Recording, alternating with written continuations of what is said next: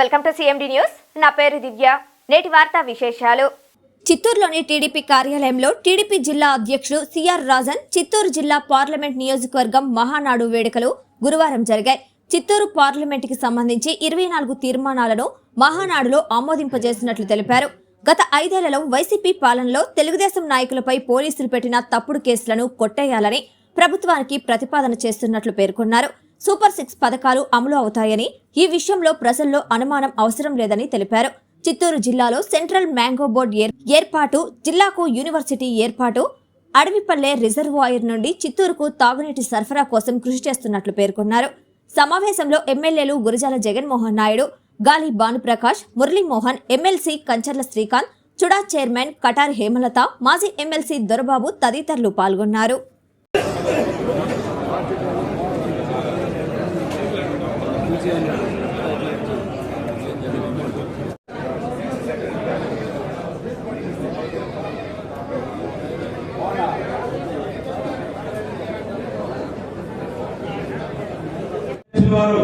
వేదిక కోరుకోవడం సన్మానాలు చేసుకోవచ్చండి.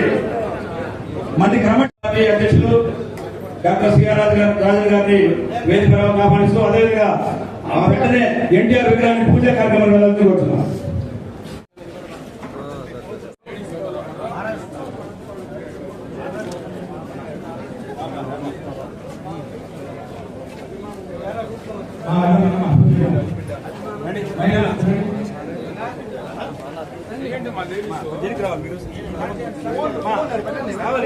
మా ఎన్నికలండి, మా వీట్ అయిపోయింది మందులో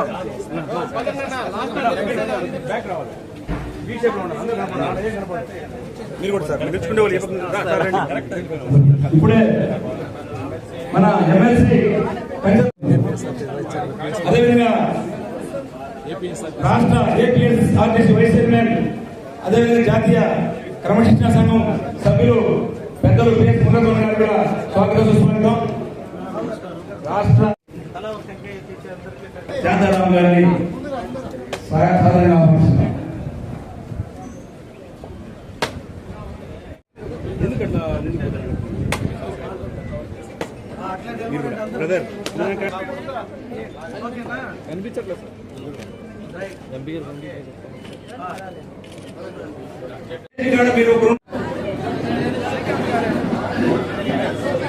ఎన్నికలు నిర్వహించుకుని ఈరోజు చిత్తూరు జిల్లా చిత్తూరు పార్లమెంట్ మహానాడు సభ నిర్వహించుకోవడం జరుగుతుంది. ఈ యొక్క మహానాడు సభకు ముఖ్య అధ్యక్షత వహించినటువంటి రాజన్ గారికి, అదేవిధంగా గౌరవనీయులు చిత్తూరు పార్లమెంట్ చైర్మన్ చంద్రబాబు గారికి, అదేవిధంగా మాజీ ఎమ్మెల్యే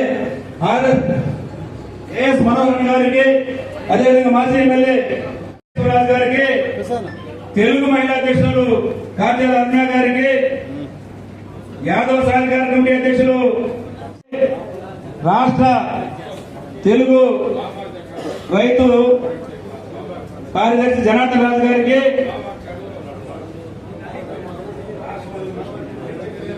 మిగతా వేదిక పైన మండల పార్టీ అధ్యక్షులకు, వేదిక ముందున్న రాష్ట్ర పార్టీ నాయకులు, జిల్లా పార్టీ నాయకులు,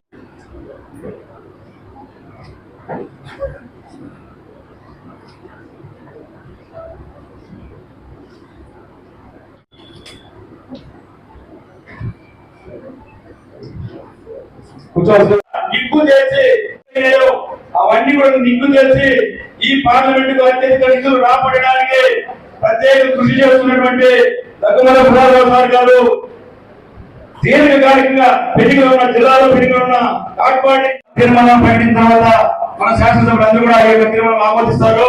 తర్వాత జిల్లా చిత్తూరు ఉమ్మడి 1 గంట 10 నిమిషాలకు ఇక్కడి నుంచి మహానాడు తెలుగుదేశం పార్టీ మహానాడు ఆనవాయితీగా పెట్టుకున్న పెట్టుకుంటున్నాం కడపలో. దానికి గాను ప్రతి డిస్ట్రిక్ట్స్ లో కూడా ప్రిపరేటరీ మీటింగ్స్ జరుగుతున్నాయి.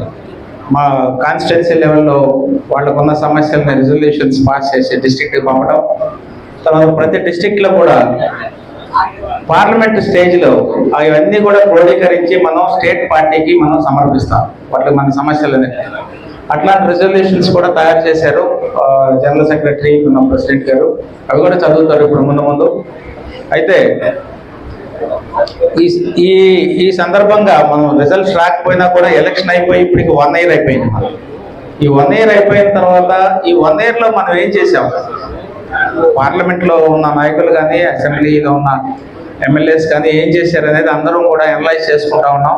మీ అందరికీ తెలుసు, ఇవన్నీ రోజు పేపర్లో వస్తూనే ఉన్నాయి ఏమేమి అభివృద్ధి కార్యక్రమాలు జరుగుతాయి. అయితే పార్లమెంట్లో ఎంతవరకు మన నియోజకవర్గాన్ని మేము రిప్రజెంట్ చేయగలుగుతాం, దాని ప్రాతినిధ్యం వహించడానికి ఇంత ఎన్నుకోబడి వెళ్ళిపోయిన తర్వాత అక్కడ మేము సైలెంట్గా ఉంటున్నామా, లేకపోతే మన సమస్యల్ని అక్కడ రిప్రజెంట్ చేయగలుగుతున్నామా అనేది చూస్తే మన సమస్యలు అన్నింటినీ కూడా మనకు వచ్చిన వాటిలో మొదటిగా కొన్ని మనం కేంద్ర ప్రభుత్వం చేసే ఉంటాయి, కొన్ని రాష్ట్ర ప్రభుత్వం చేసే ఉంటాయి. దానిలో కేంద్ర ప్రభుత్వం చేయాల్సిన వాటిలో రైల్వేకి సంబంధించి కొన్ని సాధించాం. ఇక్కడ అటు మన జనరల్ సెక్రటరీ గారు చెప్పినట్టు మనకి డబుల్ లైన్ ఒకటి మనం రావడం జరిగింది. అది కొంచెం ఎస్టిమేషన్ సరిగ్గా టైం పడుతుంది, బట్ శాంక్షన్ అయితే అయిపోయింది. దానికి ల్యాండ్ సర్వే కూడా అవుతుంది, ల్యాండ్ ఎక్విజిషన్ టైం పడుతుంది, వెంటనే అవ్వదు. అట్లాగే పాకాల్లో కూడా మనం ఒక చిన్న రైల్వే ప్రాజెక్ట్ తెచ్చుకోగలిగాము. తర్వాత వందే భారత్ ట్రైన్ని రిప్రజెంట్ చేసి తెచ్చుకోగలిగాము. ఇక్కడికి చిత్తూరు మీదుగా అన్ని రాష్ట్రంలో అన్ని లైన్లో వచ్చిన సౌకర్యం మనకి చిత్తూరుకు లేదు. ఆ సందర్భంగా దాన్ని కూడా తెచ్చుకోగలిగాము. అలాగే ఎన్ఆర్ఈజిఎస్కి సంబంధించి కూడా చాలా పనులు ఫండ్స్ రాగలుగుతున్నాయి, కొన్ని ఫండ్స్ పెండింగ్ ఉన్నాయి, అది రావడానికి కూడా ప్రయత్నం చేస్తాం. అక్కడ కన్సర్న్ మినిస్టర్స్తో మాట్లాడుతూ ఉన్నాం. సో అలాగే మన హానరబుల్ సీఎం గారు రెన్యూవబుల్ ఎనర్జీ గురించి మాట్లాడుతున్నారు. Solar energy, green energy, green hydrogen గురించి మాట్లాడుతున్నారు. ఇవి ఎంతవరకు మనకు ప్రయోజనం అవుతుంది, అక్కడ పవర్ మినిస్ట్రీస్తో కూర్చొని మన చిత్తూరుకి ఏమి ఇవ్వగలరు అనే దాని గురించి కూడా మేము అడుగుతా ఉన్నాం. ఫండ్స్ ఇవ్వటం కానీ, లేకపోతే ఏదైనా ప్రాజెక్ట్ ఒకటి క్రాప్ అప్ అయితే ముందుకు వస్తే ఆ ప్రాజెక్ట్ మన డిస్ట్రిక్ట్లో పెట్టడానికి సోలార్ ఎనర్జీకి సంబంధించిన దాన్ని కూడా ప్రయత్నం చేస్తాం. ఇవన్నీ అవుతాయి ముందు. సో అయితే ఇంకా ఏదైనా అభివృద్ధి కార్యక్రమాలు, ఇరిగేషన్కి సంబంధించి స్టేట్ గవర్నమెంట్లో ఫండ్స్ అని చేస్తున్నారు. మనకి అందరికీ ఎక్కడి నుంచి వాటర్ తీసుకురావాలి అని చంద్రబాబు నాయుడు గారు మనకి చెప్తానే ఉన్నారు. సో ఈ విధంగా అందరూ ఎమ్మెల్యేస్ మొత్తం ఏ నియోజకవర్గానికి సంబంధించిన అభివృద్ధి కార్యక్రమాలన్నీ కూడా అసెంబ్లీలో మాట్లాడుతున్నారు. మన హానరబుల్ సీఎం గారి దగ్గర ముందు పెడితే కొన్ని ప్రాజెక్టులు కూడా వస్తున్నాయి. అయితే ఈ రాష్ట్రంలో ఎక్కువ ప్రాజెక్టులు వచ్చినాయి మనకి. చాలా వరకు అనకాపల్లి డిస్ట్రిక్ట్, తర్వాత వైజాగ్ స్టీల్ ప్లాంట్ తెచ్చుకోగలిగాం. రాష్ట్రం చేస్తున్న కృషిలో కూడా తర్వాత మనం హెచ్పిసిఎల్ ప్రాజెక్ట్ తెచ్చుకోగలిగాం, స్టీల్ ప్రాజెక్ట్ తెచ్చుకోగలిగాం. ఇవన్నీ కూడా ఇప్పుడు ఇనిషియల్ స్టేజ్లో ప్రారంభ దశలో ఉన్నాయి. అవన్నీ ప్రారంభం అయిపోయి ఇన్ని లక్షల కోట్లు ఇక్కడ కానీ ఇన్వెస్ట్మెంట్ పెడితే ఎంత ఉద్యోగాలు వస్తాయి. రాష్ట్రంలో ఎక్కడ ఉద్యోగాలు వచ్చినా అన్ని జిల్లాలకు సంబంధించింది కొన్ని వేల ఉద్యోగాలు వస్తాయి. మన వాళ్ళు ఎలక్షన్ ప్రామిస్లో 20 లక్షల ఉద్యోగాలు చేస్తామని చెప్పాం 5 yearsలో. ఈ 5 years 20 లక్షల ఉద్యోగాలు ఫస్ట్ ఇయర్లోనే మనం రావాల్సిన 4-5 లక్షల ఉద్యోగాలకి పునాది పడిపోయినట్టే మనకు కనపడతాం. గవర్నీయులైన లోకేష్ బాబు గారు కానీ వీళ్ళు దావోస్ వెళ్ళినప్పుడు, లేకపోతే ఢిల్లీ వెళ్ళినప్పుడు మనకు కావాల్సిన ప్రాజెక్ట్స్ అన్ని తీసుకొస్తున్నారు. సో అనేది అభివృద్ధి అనేది మనకి ఫిజికల్ గా కనపడలేదు, కానీ పునాదులు పడిపోతుంది. ముందు నెక్స్ట్ ఇయర్ లో మనకు అన్ని కనపడతాయి, ఎంత అభివృద్ధి కనపడుతుంది. తర్వాత మనం స్మాల్ స్కేల్ ఇండస్ట్రీ పెట్టుకోవాలనుకున్నాం. ఇక్కడ చిత్తూరులో కూడా మనం పెట్టుకోవాలనుకున్నాం. దానికి గాను వాళ్ళని తీసుకొచ్చి ట్రైన్ చేయడం జరిగింది. అలాగే ఎస్సీ కార్పొరేషన్, బీసీ కార్పొరేషన్, తర్వాత అదర్ కార్పొరేషన్లోనే లైవ్లోకి వచ్చినాయి. లైవ్లోకి వచ్చినప్పుడు ఏమవుతుందంటే వాటి ద్వారా అభివృద్ధి పొందే, సబ్సిడీతో పొందే లోన్లన్నీ కూడా ఇప్పుడు వస్తున్నాయి. అందరు ప్రజలకు అందుబాటులో వస్తాయి. అభివృద్ధి అనేది కనపడుతుంది.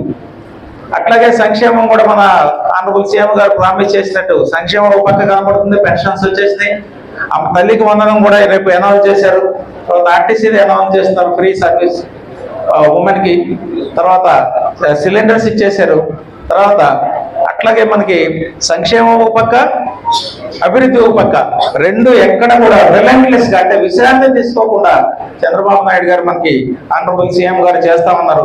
దాని అందరం మనం అభివృద్ధి కనపడినప్పుడు మాత్రం అప్రిషియేట్ చేయాలి. ఇంత అక్కడక్కడ వినపడతా ఉన్నాయి. ఈ 1 year లో మనకేమి కనపడట్లేదు, 1 year లో అభివృద్ధి కనపడట్లేదని. అభివృద్ధి అనేది ఒక్కసారిగా కనపడదు. దాని పునాదులు వేసిన తర్వాత కనబడతాయి. Maybe 1 year 2 years or 3 years తర్వాత మీరు చూస్తారు ఎంతమందికి ఉద్యోగాలు వస్తాయి, ఎంతమందికి ఆర్థిక పరిస్థితి మెరుగుపడుతుంది అనేది కనబడుతుంది. సో మనకి చాలా టైం తక్కువ ఉంది కాబట్టి మన రిజల్యూషన్స్ కూడా జనరల్ సెక్రటరీ కూడా చదువుతారు. ఏమేమి రిజల్యూషన్స్ మనం పాస్ చేసాము, మనం సెంట్రల్ ఆఫీస్కి సబ్మిట్ చేయాల్సింది. మన సమస్యలే ఉంటాయి దాంట్లో. అన్ని నియోజకవర్గాల నుంచి వచ్చినవి కూడా క్రోడీకరించారు కాబట్టి అవన్నీ కూడా ఇక్కడ కూడా మీకు ఏమన్నా ఇంకా అదర్ దాన్ దిస్ ఏమైనా సమస్యలు ఉంటే కూడా పార్టీ దృష్టికి తీసుకొస్తే అవి మనం సెంట్రల్ ఆఫీస్కి తర్వాత ఆనరబుల్ సీఎం గారి దృష్టికి తీసుకెళ్ళడానికి జరుగుతుంది. ఇట్లాంటి సభలు ఇట్లాంటి మీటింగ్లన్నీ వీటిని అభివృద్ధి కోసం మన సమస్యలను చెప్పుకోవడానికి వినియోగించుకున్నాం. ఈ సమస్యల్ని మనం తీసుకెళ్ళి వాళ్ళకి అధిష్టానం దృష్టికి తీసుకెళ్తే మనకు అవి సాల్వ్ చేసుకోవడానికి ఉంటుంది. ఈ కొద్ది మాటలతో నేను ముగిస్తున్నాను. సో మీరు ముందు అభివృద్ధి అనేది కనపడుతుంది. అందరం పనిచేస్తున్నాం కాబట్టి ఆ అభివృద్ధి మన కళ్ళకు కనపడినట్టు కనపడుతుంది. Thank you very much.